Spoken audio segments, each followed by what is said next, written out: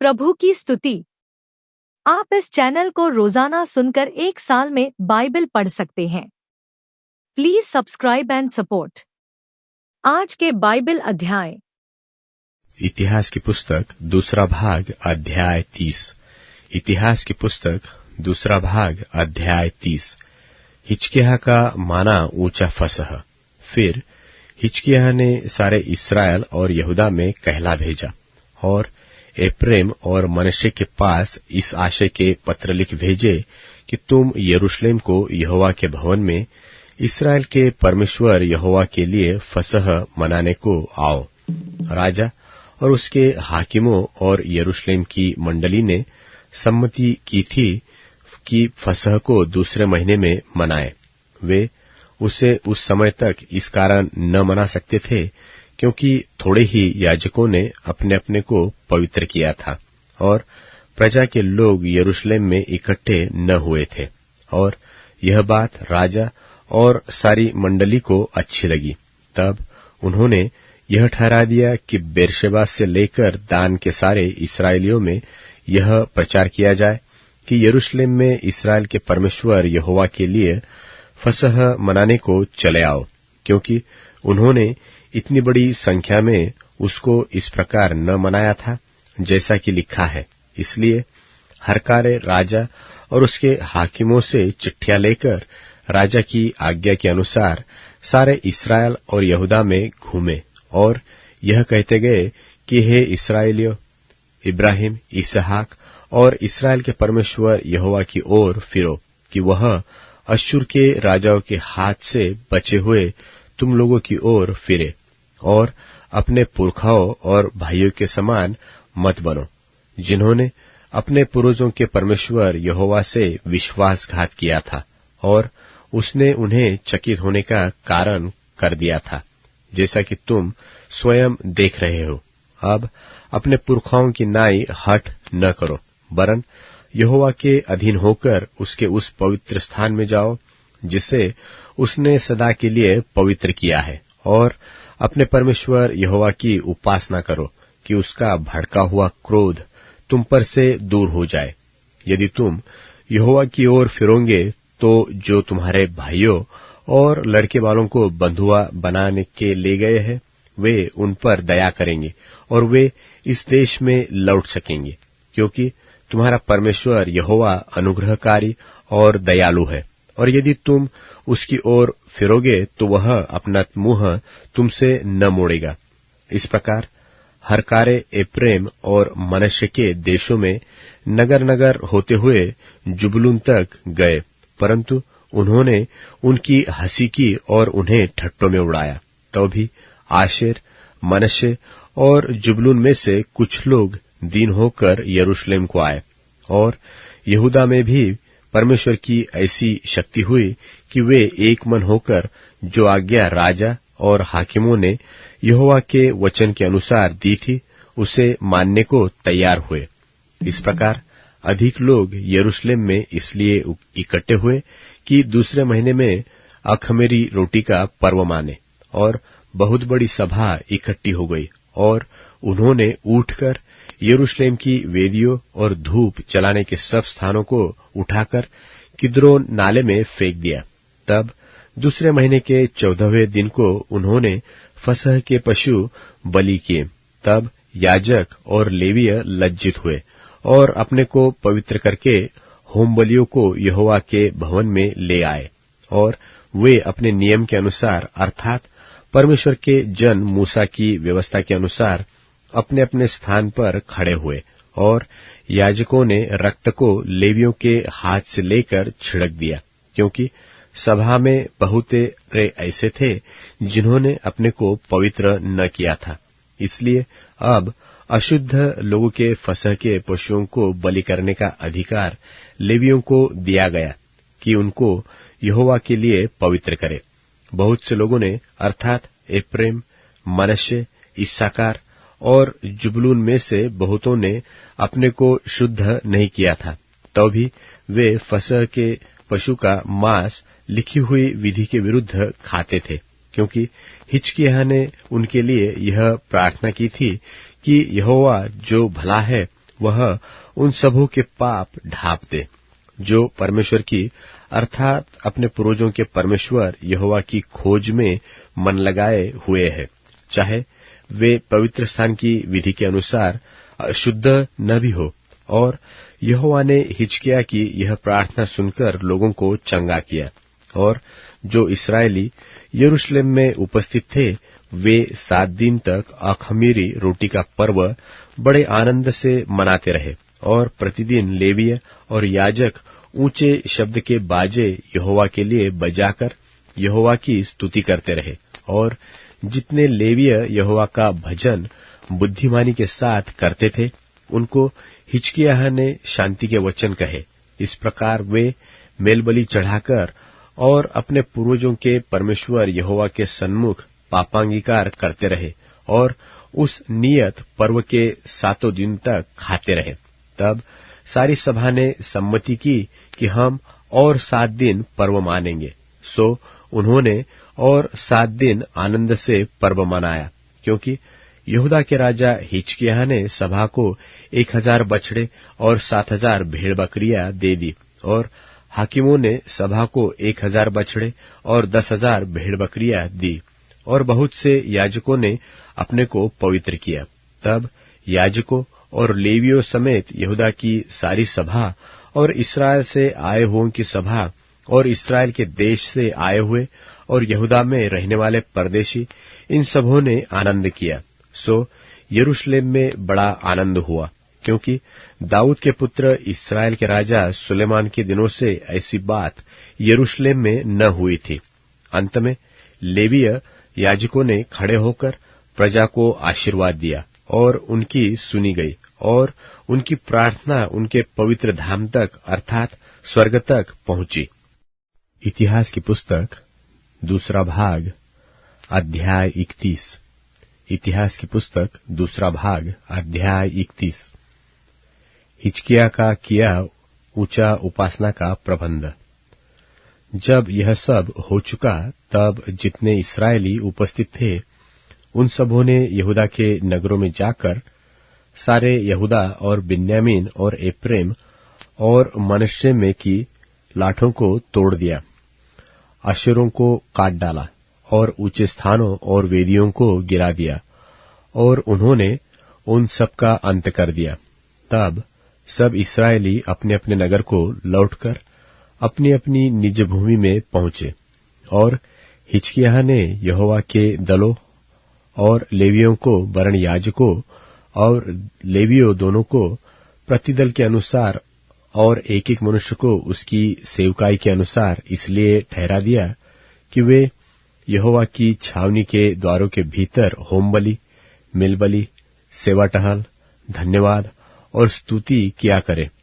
फिर उसने अपनी संपत्ति में से राजभाषा को होमबलियों के लिए ठहरा दिया, अर्थात सवेरे और सांझ की होमबलि और विश्राम और नए चांद के दिनों और नियत समयों की होमबलि के लिए, जैसा कि यहोवा की व्यवस्था में लिखा है। और उसने यरूशलेम में रहने वालों को, याजकों और लेवियों को उनका भाग देने की आज्ञा दी, ताकि वे यहोवा की व्यवस्था के काम मन लगाकर कर सके। यह आज्ञा सुनते ही इस्राएली अन्न, नया दाख मधु, टक्का तेल, मधु आदि खेती की सब भांति की पहली उपज बहुतायत से देने और सब वस्तुओं का दशमांश अधिक मात्रा में लाने लगे।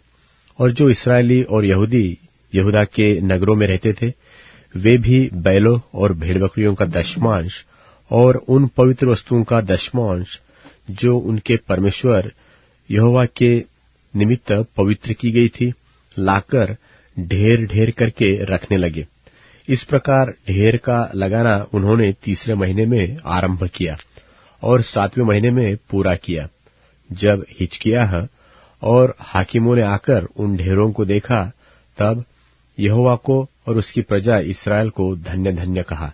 तब हिजकिय्याह ने याजकों और लेवियों से उन ढेरों के विषय पूछा, अर्थात अजर्याह महायाजक ने, जो सादोक के घराने का था, उसने कहा, जब से लोग यहोवा के भवन में उठाई हुई भेंटें लाने लगे, तब से हम लोग पेट भर खाने को पाते हैं, वरन बहुत बचा भी करता है, क्योंकि यहोवा ने अपनी प्रजा को आशीष दी है, और जो शेष रह गया है उसी का यह बड़ा ढेर है। तब हिजकिय्याह ने यहोवा के भवन में कोठरियां तैयार करने की आज्ञा दी, और वे तैयार की गई। तब लोगों ने उठाई हुई भेंटें, दशमांश और पवित्र की हुई वस्तुएं सच्चाई से पहुंचाई, और उनके मुख्य अधिकारी तो कोनन्याह नाम एक लेवीय और दूसरा उसका भाई शिमी नायब था, और कोनन्याह और उसके भाई शिमी के नीचे हिजकिय्याह राजा और परमेश्वर के भवन के प्रधान अजर्याह दोनों की आज्ञा से अहिएल, अजज्याह, नहत, असाहेल, यरीमेत, योजाबाद, एलिएल, इस्मक्याह, महत और बनायाह अधिकारी थे। और परमेश्वर के लिए स्वेच्छा बलियों का अधिकारी इम्ना लेवीय का पुत्र कोरे था, जो पूर्व फाटक का द्वारपाल था, कि वह यहोवा की उठाई हुई भेंटें और परम पवित्र वस्तुएं बांटा करे। और उसके अधिकार में एदेन, मिन्यामीन, येशू, शमायाह, अमरयाह और शकन्याह याजकों के नगरों में रहते थे, कि वे क्या बड़े क्या छोटे अपने भाइयों को उनके दलों के अनुसार सच्चाई से दिया करे, और उनके अलावा उनको भी दे जो पुरुषों की वंशावली के अनुसार गिने जाकर 3 वर्ष की अवस्था के व उससे अधिक आयु के थे, और अपने अपने दल के अनुसार अपनी अपनी सेवकाई निभाने को दिन दिन के काम के अनुसार यहोवा के भवन में जाया करते थे। और उन याजकों को भी दे जिनकी वंशावली उनके पितरों के घरानों के अनुसार की गई, और उन लेवियों को भी जो 20 वर्ष की अवस्था से ले आगे को अपने अपने दल के अनुसार अपने अपने काम निभाते थे। और सारी सभा में उनके बाल बच्चों को, स्त्रियों, बेटों और बेटियों को भी दे जिनकी वंशावली थी, क्योंकि वे सच्चाई से अपने को पवित्र करते थे। फिर हारून की संतान के याजकों को भी, जो अपने अपने नगरों के चराई वाले मैदान में रहते थे, देने के लिए वे पुरुष नियुक्त किए गए थे, जिनके नाम ऊपर लिखे हुए थे, कि वे याजकों के सब पुरुषों और उन सब लेवियों को भी उनका भाग दिया करे जिनकी वंशावली थी। और सारे यहूदा में भी हिजकिय्याह ने ऐसा ही प्रबंध किया, और जो कुछ उसके परमेश्वर यहोवा की दृष्टि में भला और ठीक और सच्चाई का था उसे वह करता था। और जो जो काम उसने परमेश्वर के भवन की उपासना और व्यवस्था और आज्ञा के विषय अपने परमेश्वर की खोज में किया, वह उसने अपना सारा मन लगाकर किया, और उसमें कृतार्थ भी हुआ। लूका रचित सुसमाचार 24वां अध्याय। परंतु सप्ताह के पहले दिन बड़े भोर को वे उन सुगंधित वस्तुओं को जो उन्होंने तैयार की थीं लेकर कब्र पर आईं, और उन्होंने पत्थर को कब्र पर से लुढ़का हुआ पाया, और भीतर जाकर प्रभु यीशु की लोथ न पाई। जब वे इस बात से भौचक्की हो रही थीं, तो देखो 2 पुरुष झलकते वस्त्र पहने हुए उनके पास आ खड़े हुए।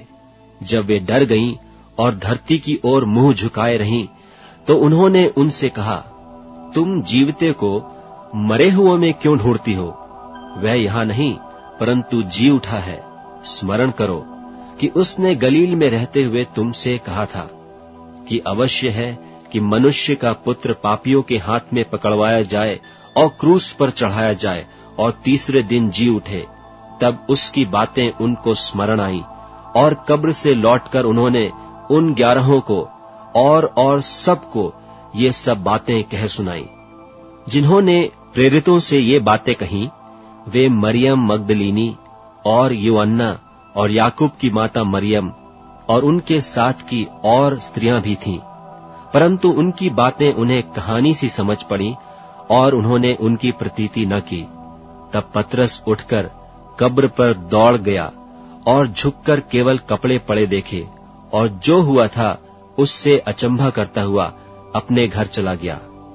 देखो, उसी दिन उनमें से 2 जन इम्माउस नाम एक गांव को जा रहे थे, जो यरूशलेम से कोई 7 मील की दूरी पर था, और वे इन सब बातों पर जो हुई थीं आपस में बातचीत करते जा रहे थे। और जब वे आपस में बातचीत और पूछपाछ कर रहे थे, तो यीशु आप पास आकर उनके साथ हो लिया, परंतु उनकी आंखें ऐसी बंद कर दी गई थीं कि उसे पहचान न सके। उसने उनसे पूछा, ये क्या बातें हैं जो तुम चलते चलते आपस में करते हो? वे उदास से खड़े रह गए। यह सुनकर उनमें से क्लियोपास नाम एक व्यक्ति ने कहा, क्या तू यरूशलेम में अकेला परदेशी है, जो नहीं जानता कि इन दिनों में उसमें क्या क्या हुआ है? उसने उनसे पूछा, कौन सी बातें? उन्होंने उससे कहा, यीशु नासरी के विषय में जो परमेश्वर और सब लोगों के निकट काम और वचन में सामर्थी भविष्यवक्ता था, और महायाजकों और हमारे सरदारों ने उसे पकड़वा दिया कि उस पर मृत्यु की आज्ञा दी जाए और उसे क्रूस पर चढ़वाया। परंतु हमें आशा थी कि यही इस्राएल को छुटकारा देगा, और इन सब बातों के सिवाय इस घटना को हुए 3रा दिन है। और हम में से कई स्त्रियों ने भी हमें आश्चर्य में डाल दिया है, जो भोर को कब्र पर गई थीं, और जब उसकी लोथ न पाई तो यह कहती हुई आई कि हमने स्वर्गदूतों का दर्शन पाया, जिन्होंने कहा कि वह जीवित है। तब हमारे साथियों में से कई एक कब्र पर गए, और जैसा स्त्रियों ने कहा था वैसा ही पाया, परंतु उसको न देखा।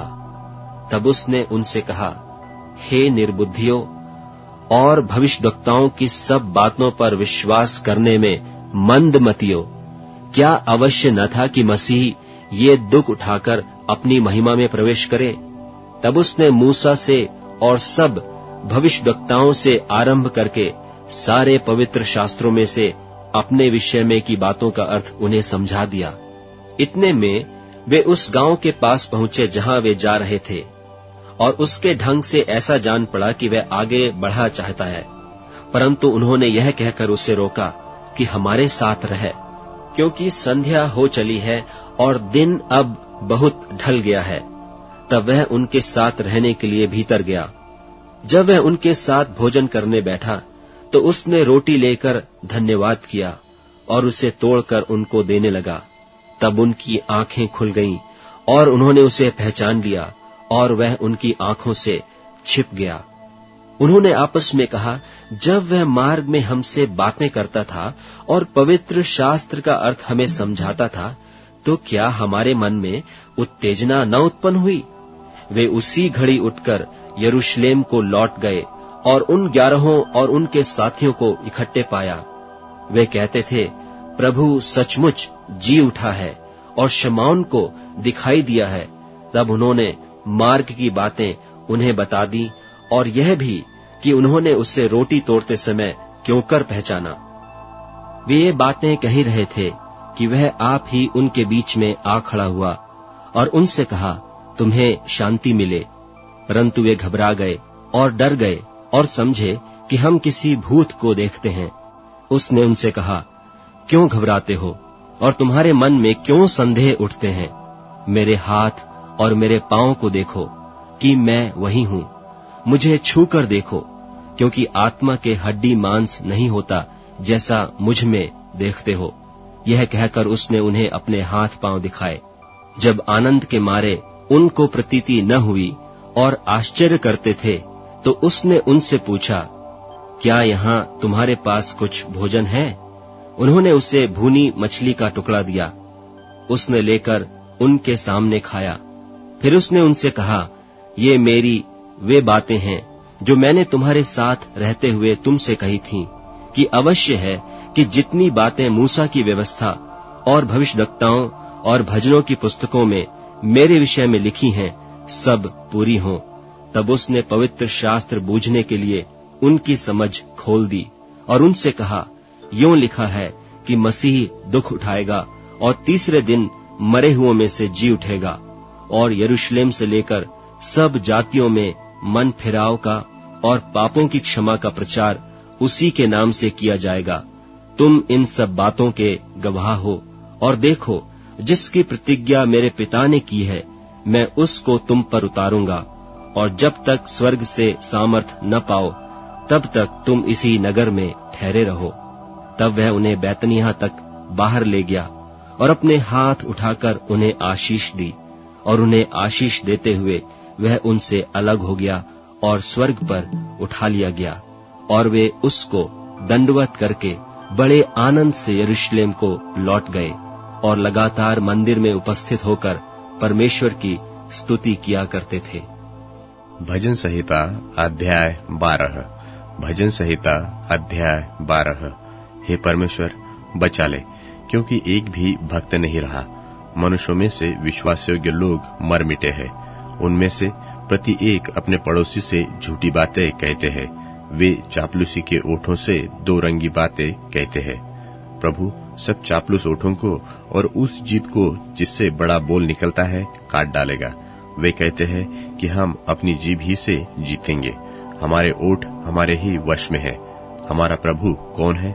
दीन लोगों के लूट जाने और दरिद्रों के कराहने के कारण परमेश्वर कहता है कि अब मैं उठूंगा।